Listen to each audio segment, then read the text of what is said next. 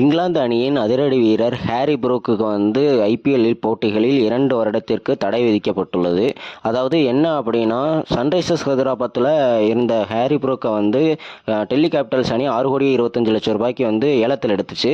So தற்போது 2025 போட்டிகள் IPL போட்டிகளில் வந்து டெல்லி கேபிட்டல்ஸ் அணிக்காக விளையாடுவார் அப்படின்னு எதிர்பார்க்கப்பட்ட ஹாரி புரூக்ஸ் வந்து கடைசி நேரத்தில் வந்து தான் இங்கிலாந்து அணிக்கு வந்து அதாவது இங்கிலாந்து அணிக்கு வந்து வரக்கூடிய ஒன் டே மற்றும் T20 சீரீஸை வந்து ஃபோக்கஸ் பண்ணி விளையாட இருப்பதாகவும், மேலும் தன்னால் ஐபிஎல்லில் கலந்து கொள்ள முடியாது அப்படிங்கிற மாதிரி வந்து ஒரு ஸ்டேட்மெண்ட் கொடுத்துருக்காரு. ஸோ இதனால் வந்து பார்த்தீங்கன்னா ஹாரி புரூக்குக்கு வந்து 2025 மற்றும் 2026 ஐபிஎல் போட்டிகளில் விளையாட வந்து தடை விதிச்சிருக்காங்க. ஸோ அது வந்து இப்போ உள்ள ரூல்ஸ் படி வந்து என்ன அப்படின்னா வந்து ஐபிஎல் போட்டிகளில் ஒரு வீரர் வந்து ஏலத்தில் பங்கேற்றுட்டு போட்டிகளில் விளையாடாமல் போனார் அப்படின்னா வந்து அவரை வந்து 2 வருஷத்துக்கு வந்து ஐபிஎல்ல இருந்து பேன் பண்ணிடுவாங்க அப்படிங்கிறது வந்து இந்த வருஷத்துல இருந்து அமல் பண்ணித்திருக்காங்க. ஸோ இதில் முதல் வீரராக வந்து இவர் மாட்டிட்டார்.